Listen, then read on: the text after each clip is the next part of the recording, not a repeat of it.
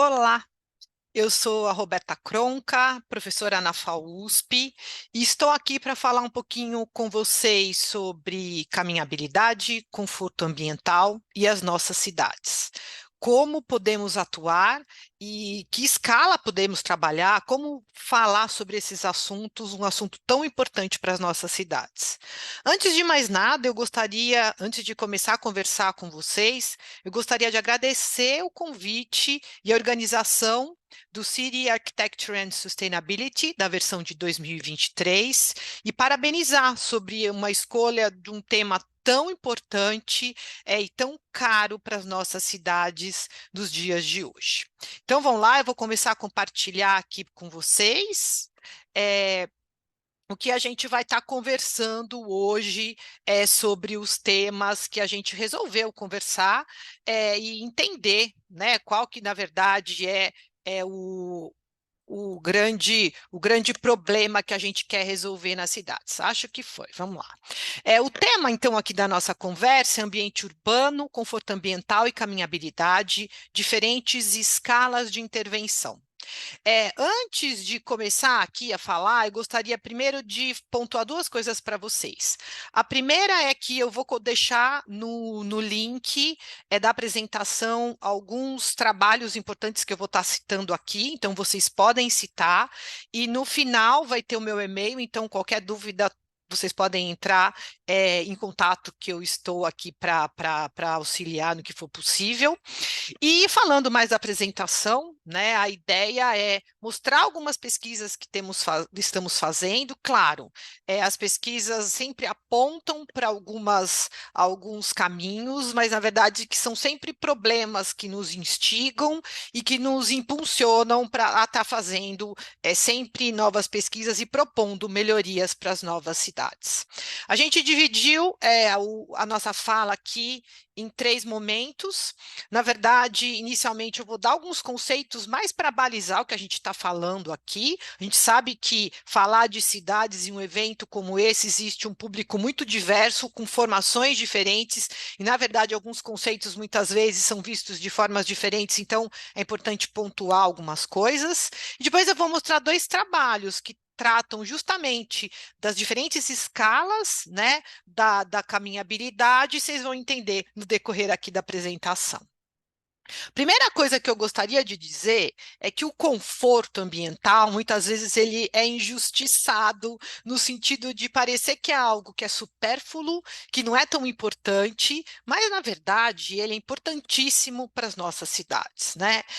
O conforto ambiental, a questão do aspecto do conforto térmico, acústico, luminoso, ergonomia, é de extrema importância, não só para os nossos edifícios, mas para o ambiente urbano, ou seja, para o ambiente construído.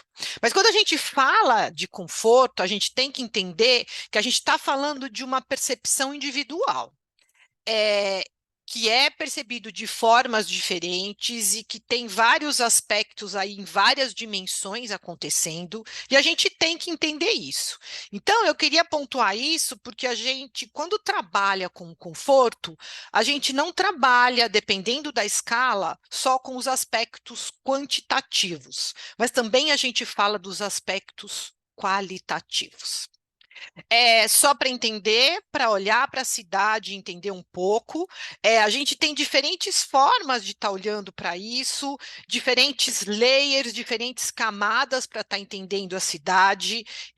A cidade não pode ser trabalhada de forma estratificada, separada, mas muitas vezes, por uma questão didática, nós acabamos dividindo isso, dividindo esses assuntos, ora detalhando mais, ora tentando olhar de uma forma mais complexa como um todo, mas é muito importante entender que a cidade é um objeto importantíssimo e precisamos trabalhar de diferentes formas para conseguir melhorar o ambiente no qual a maioria das pessoas vive. Claro que quando a gente fala dessas questões e olha no decorrer do tempo, a gente entende que as questões foram relacionadas às cidades foram ficando cada vez mais complexas. A gente tem a cidade, eu diria que as cidades brasileiras, a gente tem uma predominância da formação das cidades, né, do crescimento até voltado para o carro, no sentido de que não prioriza aspectos relacionados ao pedestre, e isso é muito complicado, porque a gente acaba tendo várias questões relacionadas com a falta de qualidade dessas cidades. Somado a essas questões, as questões ambientais, as questões de mudança climática, da falta de qualidade do ar, a questão do ruído, quer dizer, são vários problemas que vão se somando no decorrer do tempo, frutos da forma com qual nós utilizamos a cidade, que muitas vezes criaram um problema de tal magnitude que é complexo de resolver. E importante, então, cada vez mais estarmos aqui conversando e discutindo sobre esses assuntos e mostrando as pesquisas que tentam, de certa forma, trilhar esses caminhos e mostrar algumas possíveis soluções relacionadas ao nosso tema. Claro, então, olhando para esse emaranhado de questões, como tentar resolver, como trabalhar com esses aspectos, sempre tendo o objetivo de melhorar a cidade, de fazer cidades melhores, principalmente para nós, pedestres, cidadãos que habitamos essas cidades e queremos ter ambientes melhores, mais saudáveis para todos, né? Para as pessoas que usam, para as crianças, para os idosos, para as pessoas que têm dificuldade de locomoção, quer que seja. Então, só para pontuar aqui, quando a gente está falando de ambiente construído, estamos falando das cidades, dos ambientes urbanos e dos edifícios, e a ideia aqui foi justamente focar em algo que talvez não seja tão comum, né? Hoje a gente falar do ambiente urbano, da questão do conforto e da questão da ergonomia no ambiente urbano. Essa ilustração está aqui mais para provocar um pouco vocês. Eu deixei no link da bio uma série de artigos que nós fizemos nesse sentido, mas de certa forma, como as coisas são tratadas e os problemas que advêm dessa forma de olhar para as questões. A gente está vendo um escritório, é todo assim organizado de uma forma muito cartesiana, todo mundo uma pessoa atrás da outra, mas ao mesmo tempo eu consigo olhar e eu vejo de um lado um painel no Instituto do Mundo Árabe do Jean Nouvel, em Paris, que trabalha a iluminação natural de uma forma super diferente, né? Não vou nem detalhar sobre o projeto. A gente tem uma cobertura aí de um projeto do Lelé, e na verdade a imagem parece um Frankenstein de soluções, mas na verdade eu não sei direito se esse ambiente é adequado, ele é confortável ou não.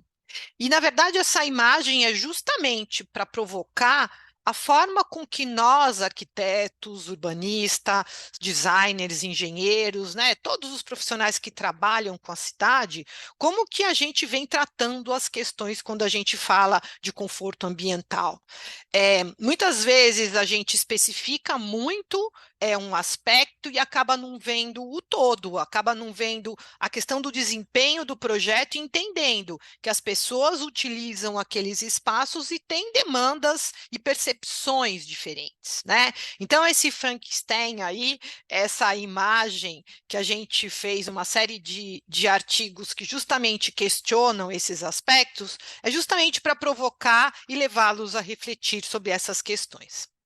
E claro, eu tenho que falar um pouquinho quando a gente fala do urbano, eu estou mostrando aqui uma imagem do Copan, mas para mostrar que a gente teve um período da nossa história, a gente está falando aqui do modernismo em São Paulo, de uma época que um arquiteto da escola carioca veio para cá para fazer um projeto, o Copan, um edifício que tem muitas qualidades, a ideia não é falar disso aqui, mas é justamente olhar para uma arquitetura que entendia a cidade e olhava para o térreo, entendia essas questões, entendia a importância de ter um ambiente urbano utilizado pelas pessoas e celebrado pelas pessoas. Então é importante a gente olhar que no decorrer da história a gente teve isso. E eu talvez vejo que a pandemia trouxe uma importante oportunidade de questionarmos essas decisões, né? Quando as pessoas voltaram a andar, a fazer coisas próximas às suas residências, sei lá, claro, por conta de uma conveniência, por uma circunstância imposta pelo problema que passamos, mas eu vejo que é importante termos lições positivas disso que acabou acontecendo e olharmos, né, para esse momento que a gente teve como algo importante e com lições para serem aprendidas. Obviamente, eu falei no início aqui da nossa fala, tem horas que a gente tem que focar, tem hora que a gente tem que ver como um todo, mas a gente sempre tem que ter como objetivo, olhando aqui para o tema da nossa palestra, trazer cidades melhores para as pessoas. A gente está falando para os carros, a gente quer que as cidades sejam melhores para as pessoas. Cidades com mais qualidade, qualidade de ar, com a melhor questão do conforto térmico, a questão acústica, que as pessoas sintam-se seguras para andar, e nós, como profissionais da área, arquitetos, urbanistas, designers, engenheiros, quer dizer, como fazer isso? Como eu posso ajudar no desenho urbano ou na esfera de uma política pública no sentido de atingir esse objetivo? Claro, o conforto ambiental tem muitas definições. Eu trouxe aqui algumas mais para provocar, né? Até porque não é bem essa o que a gente trabalha, né? Que são definições que falam que o conforto pode ser um estado da mente que expressa a satisfação com o ambiente térmico do entorno, ou que é quando eu estou satisfeita com a questão, eu consigo desempenhar aquela tarefa quando eu tenho a luz adequada, o som adequado, a quantidade de calor, a ventilação, sei lá, para determinada tarefa, mas não é isso que a gente entende só sobre o conforto ambiental. A gente fala dos aspectos ambientais, mas existem outras questões que são envolvidas, e é importante nós olharmos para isso, tá? Então, claro, aqui a gente pensou para vocês alguns livros que provocam um pouco esse novo olhar para o conforto. Eu diria que são livros que falam, né? O primeiro livro do conforto sobre a ótica da questão física, da questão ambiental, da questão cultural e da questão psicológica. Não é o número é importante, mas tem aspectos importantíssimos aí sendo trabalhados. E as outras duas publicações que falam sobre isso também, sobre a questão do conforto ambiental, mas não só sobre isso, também olhar para o usuário, esses aspectos psicológicos, a percepção e principalmente a questão da saúde, né? A última publicação, apesar de ser antes da pandemia, ela ficou muito importante justamente por olhar para essa questão. Quer dizer, não é a eficiência energética somente, também a questão da saúde em primeiro lugar, o usuário em primeiro lugar. Sempre é isso importante a gente ter como foco.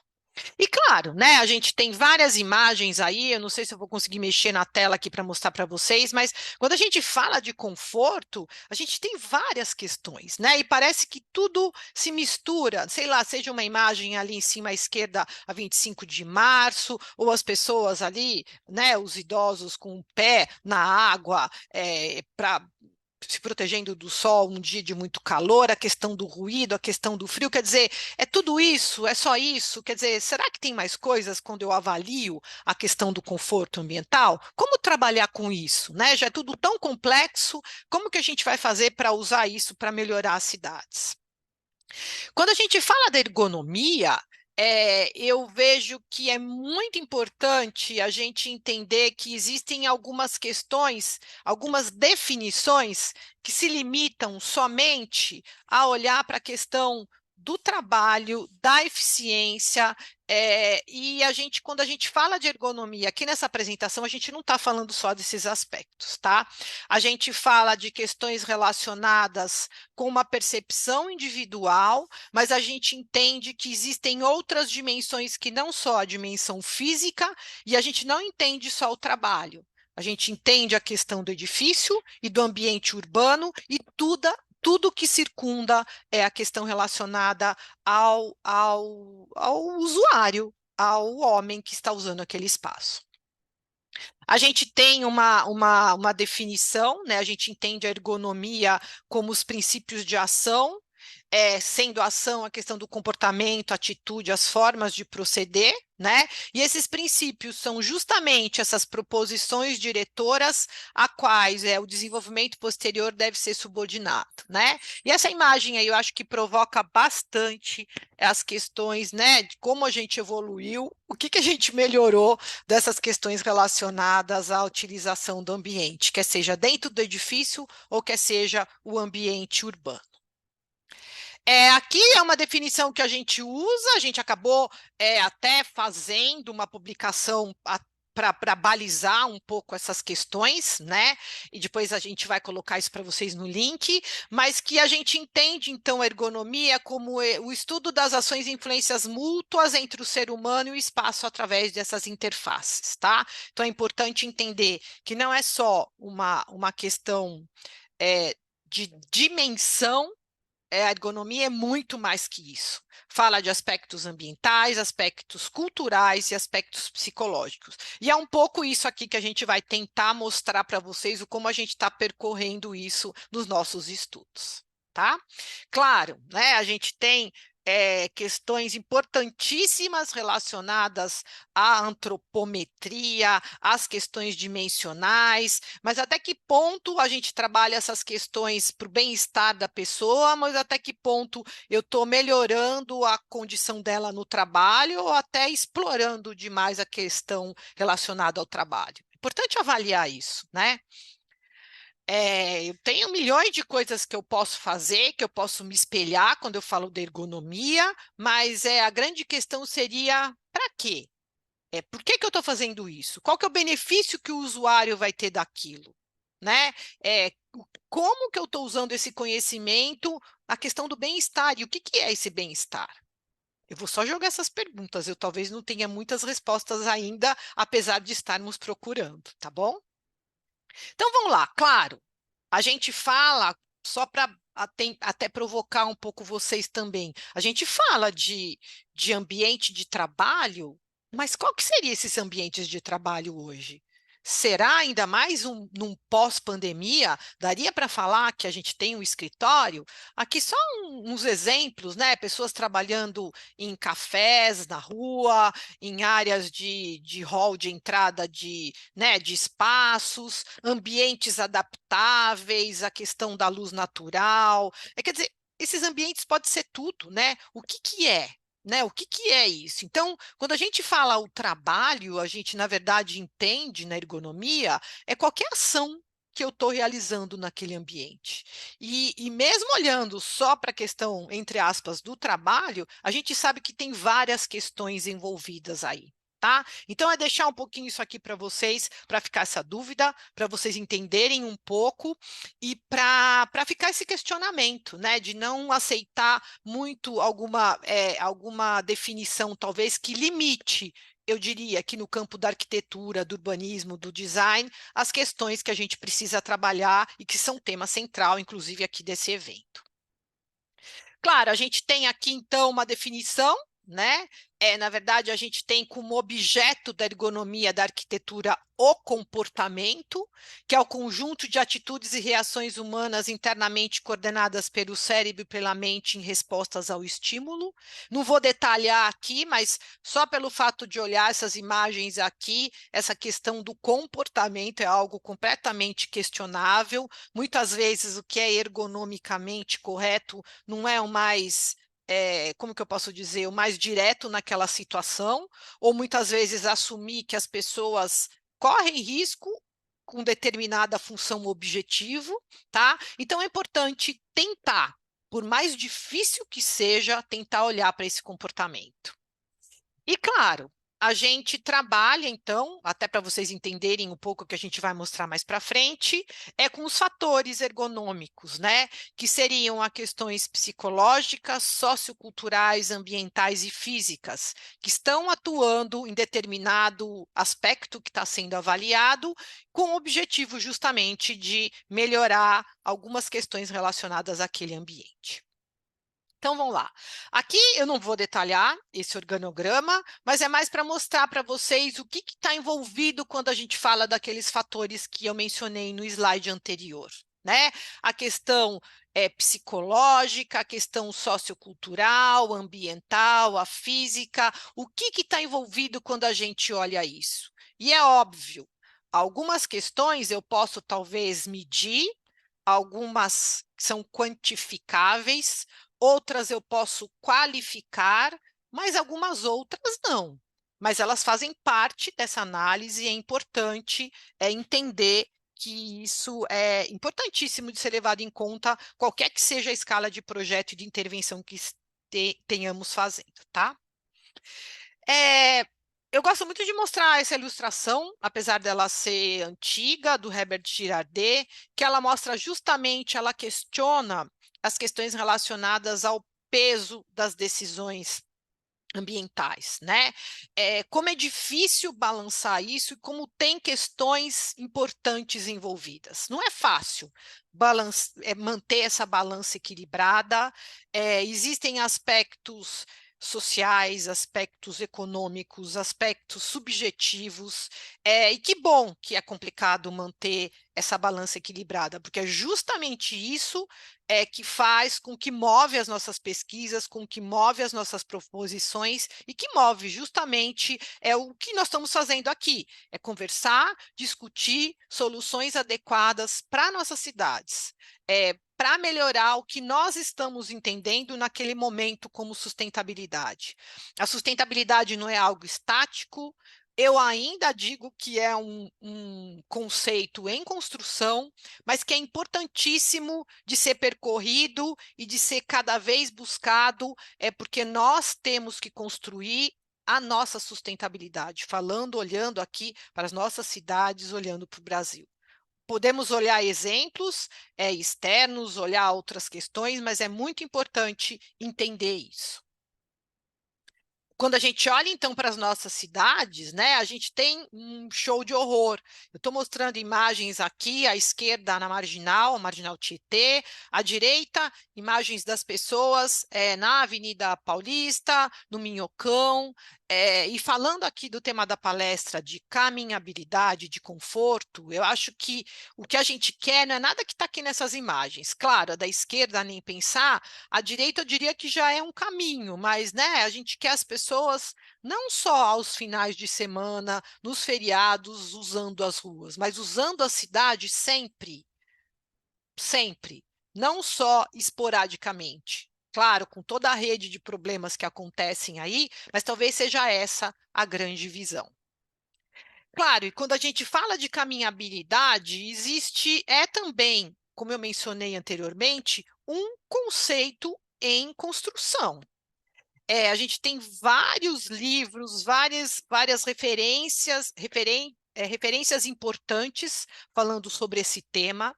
Eu diria que ainda tem várias vertentes sobre esse tema. A gente vai deixar coisas no link da bio para vocês entenderem um pouquinho mais, né, no link do vídeo. Mas a gente teve que adotar uma nas pesquisas que a gente vai mostrar aqui para vocês, tá? Aqui tem alguns livros importantes, algumas referências que mencionam essa questão da caminhabilidade, mas talvez o comum que a gente tenha nessas referências que foram pensadas aqui para vocês é justamente a questão de olhar para a cidade, para as pessoas, tendo a pessoa como foco central daquela cidade. Eu acho que talvez esteja aqui o grande ponto em comum entre essas referências aqui. É claro, essa imagem aqui poderia ser em qualquer cidade, em qualquer bairro. Infelizmente, quando a gente fala de caminhabilidade, de pedestre, a gente encontra esse show de horror, tá? Poderia mostrar milhares de imagens, mas eu acho que isso reflete bem o estado da arte que a gente tem hoje nas cidades. Claro, quando a gente soma isso, né, a questão do conforto, a questão do ruído, a questão térmica, a questão do dimensionamento, a questão da segurança, aí a questão é exponencial. Realmente é muito complicado olhar para essas questões e a gente tem que encarar o problema de alguma forma. Né? Claro, a gente tem diferentes usos, diferentes questões para serem trabalhadas, mas o que a gente mostrou aqui é um começo, é uma tentativa, vocês vão ver, tá? É uma tentativa de tentar ficou bom, mas é meio isso mesmo. É uma forma de percorrer essas questões, de propor, de fazer proposições no sentido de melhorar essas questões relacionadas ao pedestre e à cidade. Aqui, uma imagem poderia ser, infelizmente, é uma imagem corriqueira na cidade de São Paulo. Claro que essas questões levaram, esses problemas levaram, né? Hoje a gente tem, em algumas, a maioria das estações, a proteção com vidro, mas é muito complicado a questão do transporte, a questão da mobilidade e como as pessoas como se encara isso hoje nas cidades. Aqui, então, alguns exemplos de problemas que eu já mencionei, né? Eu nem falei, nem tinha falado da questão da drenagem, a questão do trânsito, que já chegou em patamares absurdos na maioria das capitais, a questão da falta de estrutura para as pessoas caminharem, a questão da poluição, do ruído, e aí vai. Aqui alguns exemplos para a gente mostrar como a questão do conforto é algo intuitivo, o quando a gente, de certa forma, procura isso, o quanto a gente sabe que o conforto é importante, mas também a gente tem que questionar, né, o quanto que muitas vezes a gente se acostuma com o que não é tão confortável assim, o quanto a gente acha que um desconforto extremo que até prejudica a nossa saúde, muitas vezes ele acaba ficando normal. E não pode ser assim, né? Nós, como pessoas que atuam na área das cidades, a gente tem que entender que é proibido fazer com que as pessoas, né, continuem nas condições que elas estão hoje nas cidades. Bom? Então, olhando por outro ângulo, aqui a gente mudou essa imagem, né? Antes as pessoas estavam vindo, agora é um pouco diferente, mas a gente tem que se aproximar do problema com esses diferentes escalas, esses diferentes layers, no sentido de tentar melhorar essas questões relacionadas à cidade e aos seus problemas. Então, o primeiro trabalho que eu vou mostrar, eu coloquei o link na descrição do vídeo para vocês, é uma proposta de um índice de caminhabilidade e conforto ambiental e a questão relacionada ao planejamento estratégico.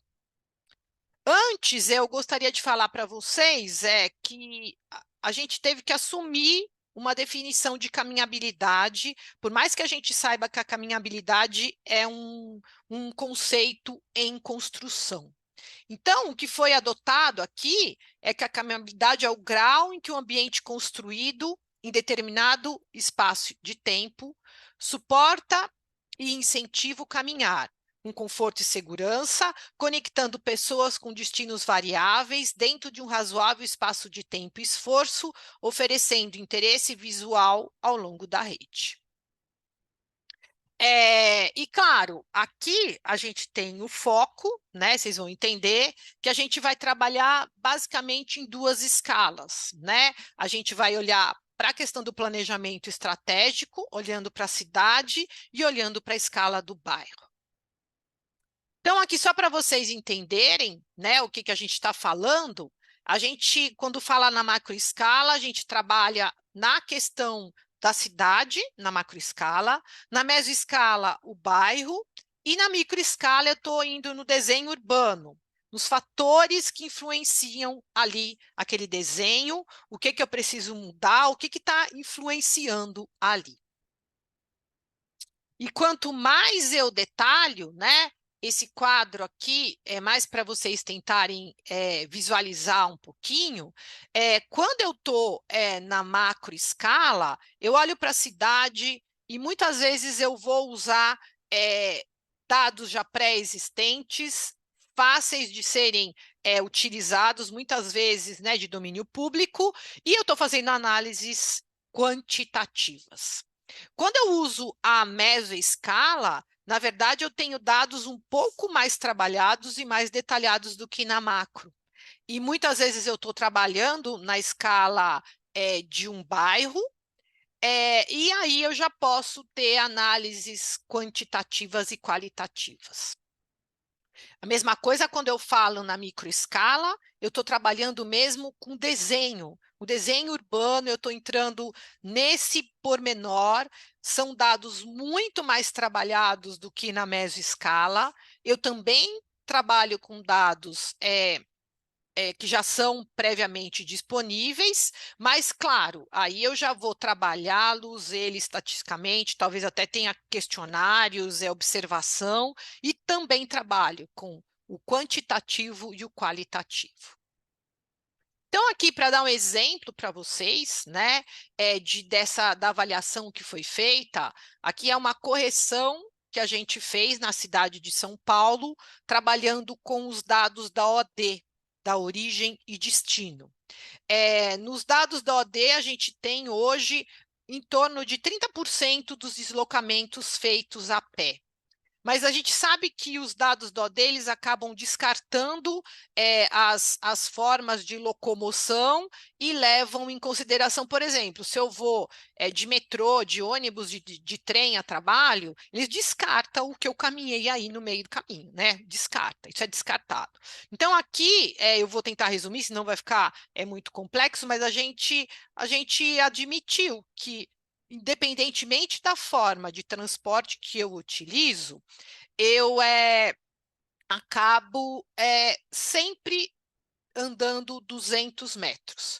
E fazendo essa correção, a gente sai dos 30% de deslocamento a pé na cidade de São Paulo para 60% de deslocamento a pé. Independentemente de eu andar de metrô, de trem ou de ônibus, eu vou caminhar para chegar nesses pontos, né? E isso faz com que essa rede de caminhabilidade, essa rede de deslocamentos a pé, seja muito maior, esse número de pessoas andando seja muito maior. E claro, aqui só para a gente mostrar que a gente tem a questão dos 5Ds, da densidade, do design, do destino, da distância e da diversidade, dos DOTs, né, do desenvolvimento orientado ao transporte sustentável. E, claro, quando a gente trabalha na macroescala, a gente optou aqui por usar a questão da densidade, da diversidade e da questão relacionada com a distância. Só para vocês entenderem um pouco, né? Claro que a gente não vai conseguir detalhar muito, né? Mas a gente tentou entender para a cidade de São Paulo o que acontecia com a questão relacionada a esses Ds, né? Então, na primeira imagem, a questão da densidade, a segunda, a diversidade, a terceira, a densidade comercial e a quarta imagem da distância ao transporte. E aqui, que eu acho que é uma imagem um pouco mais chocante, que é um pouco a essência do que a gente está tentando mostrar aqui, a gente mostra na primeira imagem aonde a gente tem uma questão relacionada, né, com uma estrutura maior de caminhabilidade dentro daquela definição que a gente colocou, e na imagem da direita, aonde eu tenho o deslocamento das pessoas, ou seja, eu tenho muito mais estrutura para caminhabilidade nas áreas centrais e eu tenho muito mais pessoas andando nas áreas periféricas da cidade de São Paulo. Não é nenhuma surpresa, né? Mas é chocante a gente estar olhando esses dados aqui.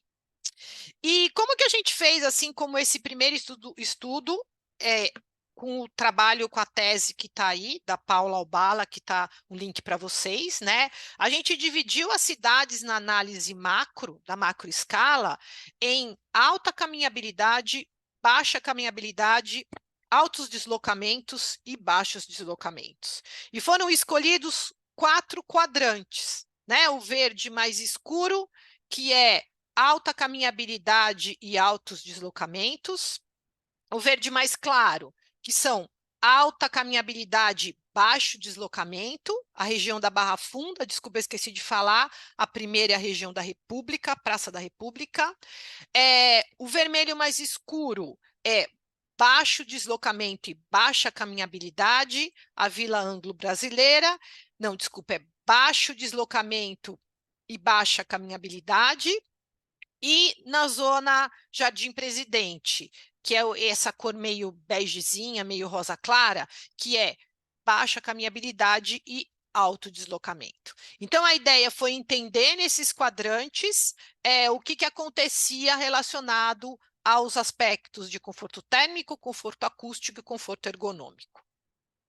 Eu não vou detalhar como esse índice foi construído, mas, na verdade, a gente trabalhou com o TCI, que é um índice conhecido, né, em vários países, foi adaptado para o nosso clima, e ele foi dividido em vários percentis para a gente ver o que é confortável ou não. Foram trabalhados dados disponíveis com simulação computacional, com SIG, Excel, a programação R, para a gente chegar nesse índice que compõe um índice maior, que a gente vai mostrar aqui. A questão também do conforto acústico é a mesma questão, a gente usou os dados de mobilidade existentes da CET de São Paulo, com o tipo de veículos, e a partir dele foram feitas simulações computacionais com o objetivo de ver qual que era o ruído naquelas regiões. E aqui o índice do conforto ergonômico, e que a gente justamente trabalha com uma série de critérios e indicadores com o objetivo de ver o que acontece ali naqueles locais. Acho que eu vou passar a próxima imagem, que é mais fácil para vocês entenderem. A gente tem aqui, isso daí vai ser mais fácil vocês verem na publicação, né? Mas a questão da segurança da via, a questão da segurança pública, a qualidade da rua, atratividade, diversidade e a mobilidade e acessibilidade. Todos esses critérios têm vários indicadores, são 17 indicadores ao todos, que são pontuados no sentido de entender o que acontece ali. Desde da presença ou não de calçada, a continuidade da calçada, uso de luz natural artificial, número de inquéritos, a presença de árvore, a questão da educação, da presença de pontos de interesse, como escola, centro cultural, e a questão também da mobilidade e acessibilidade. Esse índice que a gente criou de conforto do pedestre, de conforto ergonômico do pedestre, na verdade, ele trabalha com esses vários layers, né? Na verdade, a composição do índice de térmico, do acústico, do ergonômico, justamente para chegar no índice do conforto do pedestre, esse índice de caminhabilidade e conforto do pedestre. Não sei se dá para ver na imagem, né? A gente tem, inicialmente, a gente fez o peso para o índice ergonômico, um peso 2, um para o térmico e um para o acústico, e a gente está testando justamente se é essa proporção, ou se talvez tenha que ser mais para o ergonômico, porque ele tem mais critérios, quer dizer, é algo a ser construído, mas o que a gente tem aqui é uma proposta justamente para ver como essas questões são importantes para a cidade. A gente pode ver aqui na imagem, né, o quanto nessa graduação que a gente criou, que é justamente, né, como a gente dividiu o índice de caminhabilidade e conforto do pedestre.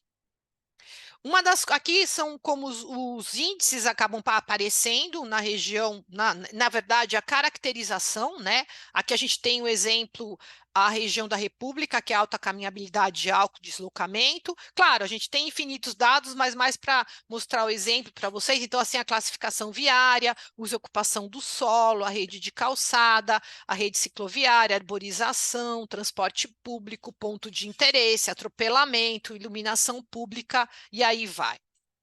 Tá?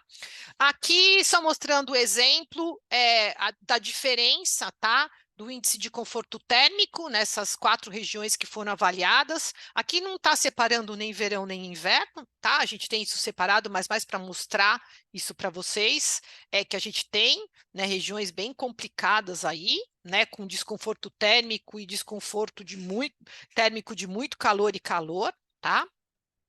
Aqui também a questão do ruído nessas regiões, eu acho que a região ali, a segunda imagem, que é a região da Barra Funda, né, tem regiões bem complexas aqui com extremo desconforto acústico, tá? Depois vocês podem olhar o trabalho com mais detalhe. E aqui a questão do conforto ergonômico, né, que mostra justamente quando é mais verde, que é mais adequado, e quando está mais laranja e mais vermelho, que não está tão adequado assim. Aqui a gente tem a ficha detalhada de cada uma desses espaços, e daí vocês podem ver mais detalhadamente no trabalho que eu coloquei o link, tá? E daí a gente consegue visualizar isso. Mas o ponto aqui, talvez, é mais para exemplificar, né? Nesse índice criado, então, do conforto e caminhabilidade do pedestre, a pior nota, né, da marginal, que tirou a nota 0,04, e a melhor, que a gente tem embaixo, que é essa que está na Praça da República, tá? É, talvez um aspecto mais importante que a gente tem aqui para exemplificar é a possibilidade de entender cenários, né? Esse cenário aqui, eu acho que talvez um pouco mais. É um cenário de tendência, espero que não se confirme, mas é justamente a questão do aquecimento climático aqui na região Barra Funda, quer dizer, o que já está confortável, extremamente desconfortável para o pedestre, vai piorar. Ou seja, as condições vão ficar muito críticas para o pedestre para utilizar essa área, para caminhar nessa área. Aqui um cenário, talvez um cenário mais desejável, no qual a gente imagina, por exemplo, alguma diminuição no ruído por conta de frotas elétricas na cidade de São Paulo, né? Então, assim, melhoraria a questão do ruído em algumas regiões, então daria para ver aqui na imagem da direita, a de cima e a de baixo o cenário, né? Quer dizer, você tem áreas melhores, justamente por isso, quer dizer, a ideia aqui é só mostrar a possibilidade de olhar a avaliação desses diferentes cenários, tá? E claro, né, como visão aqui para a gente tentar só detalhar um pouquinho antes de eu ir para outros aspectos para falar para vocês, né, olhar todos esses resultados aqui numa questão de um planejamento estratégico, né, de cidades mais caminháveis e mais confortáveis, com alguns eixos e até como eu poderia atingir esses eixos, não só para a questão o eixo, a caminhabilidade e conforto do pedestre, mas o conforto e a saúde do pedestre, a questão do desenvolvimento integrado para a mobilidade ativa, a questão do caminhar e a questão do monitoramento e avaliação dessas rotas para pedestres. Tá? A ideia não é detalhar aqui, mas é como a gente mostrar como é possível fazer essa análise e trazer isso para uma escala maior, o quanto isso é importante. É claro, né? Aqui é sempre, eu já falei isso na apresentação anterior, mas é a importância, né, de ter isso avaliado, de ter isso como política pública, e talvez, eu acho que eu vejo que o ponto positivo aqui, né, é conseguir monitorar, olhar para esses aspectos de uma forma que, com dados abertos e que possam efetivamente trazer benefícios para a cidade no sentido de subsidiar políticas públicas. E um outro trabalho agora que eu vou mostrar para vocês é na mesma área que trabalhou na microescala a questão da caminhabilidade com propostas de desenho urbano. Esse trabalho também está no link do vídeo. Foi trabalhada aqui a região da Barra Funda, e uma região próxima de Francisco Matarazzo, ali do lado, ao lado, que tem uma área de alta caminhabilidade e baixo deslocamento e uma área de alta caminhabilidade e alto deslocamento a pé.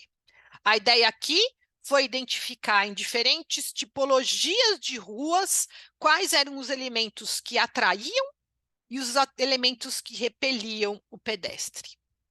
Então, aqui a gente trabalhou com essas 4 ruas, ruas que têm a classificação viária diferente, arteriais locais, tá bom? No sentido de comparar, e realmente é diferente esses critérios de desenho quando a gente trabalha nessas diferentes escalas.